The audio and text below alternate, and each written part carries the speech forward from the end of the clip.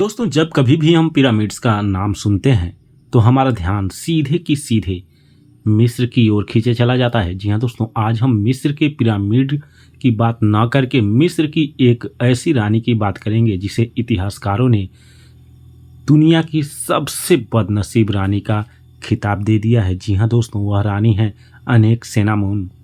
दोस्तों, वीडियो में आगे बढ़ने से पहले मेरा आपसे विनम्र निवेदन है, चैनल को सब्सक्राइब करके बेल वाले आइकन को दबा लीजिए इसी प्रकार की रोचक पौराणिक तथा ऐतिहासिक कथाओं को देखने के लिए। जी हाँ दोस्तों, ये उस समय की बात है जब मिस्र में आखानातेन का शासन हुआ करता था। जी हाँ दोस्तों, आखानातेन राजा बना तब उसका काम किसी को भी रास नहीं आ रहा था, क्योंकि उसने निर्देश दिए थे कि अब से मिस्र में किसी भी देवी देवता का पूजा नहीं किया जाएगा, बल्कि सिर्फ सूर्य की पूजा की जाएगी। जी हाँ दोस्तों, इसके अलावा यह राजा काफी रंगीन मिजाज वाला था। उसका नाम मिस्र के अयास राजाओं के तौर पर आज भी लिया जाता है। दरअसल उस समय मिस्र के राजघरानों में सगे भाई बहनों की शादी करवाने का रिवाज था, इसलिए ताकि राजघराने में किसी दूसरे व्यक्ति का दखल अंदाजी न हो सके।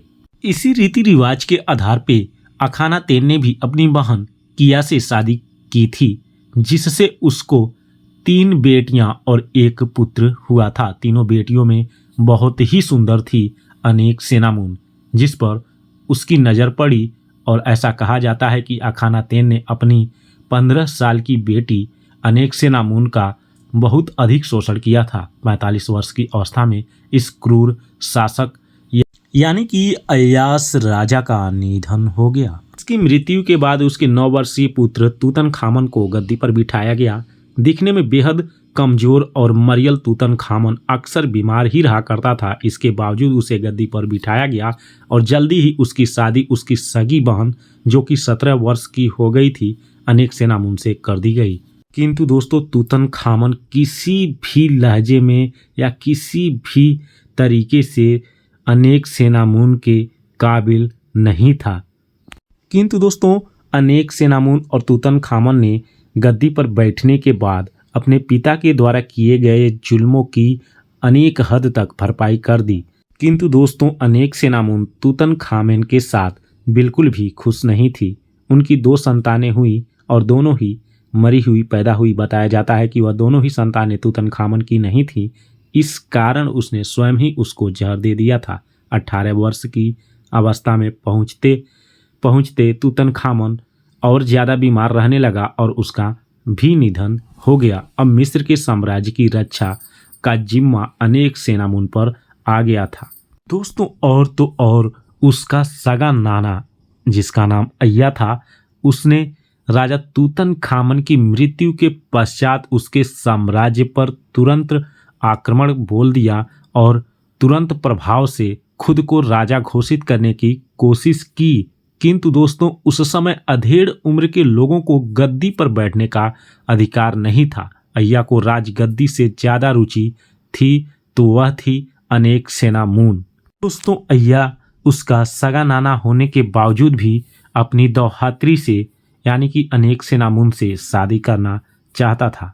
किंतु दोस्तों, अनेकसेनामुन पूरी जिंदगी में अनेक कठिनाइयों का सामना की थी, किंतु अब और परेशानी ना चाहती थी।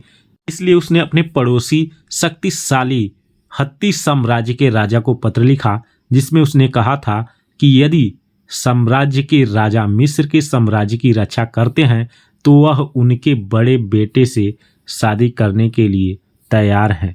हत्ती के राजा ने यह प्रस्ताव स्वीकार किया और अपने बड़े बेटे को मिस्र के साम्राज्य की रक्षा करने के लिए भेज दिया।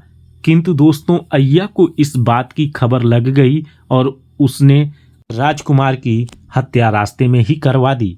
जी हाँ दोस्तों, और अनेकसेनामुन से जबरन शादी कर ली। दोस्तों, अनेकसेनामुन ने अनेक प्रयास किए, किंतु उनका कोई बस नहीं चला और उन्हें मजबूरन अपनी जिंदगी अय्या के साथ बितानी पड़ी। और कुछ दिनों के बाद उनकी मृत्यु हो गई। जब उनकी मृत्यु हुई तो उनकी उम्र 25 साल की थी। इतनी कम अवस्था में उन्होंने जितना उतार चढ़ाव देखा, शायद इतिहास में आज तक किसी भी रानी ने नहीं देखा होगा, जिस कारण से उन्हें विश्व की सबसे बदनसीब रानी की दर्जा दी जाती है। खास बात और ये भी है कि आज तक उनकी मृत्यु का कारण नहीं पता चला। दोस्तों, मुझे उम्मीद है आपको ये वीडियो पसंद आई होगी। वीडियो पसंद आया हो तो लाइक कीजिए, चैनल को सब्सक्राइब करके साथ में बेल वाले आइकन को दबा के वीडियो को शेयर करना मत भूलिएगा। जय हिंद, जय भारत। मिलते हैं नेक्स्ट वीडियो में।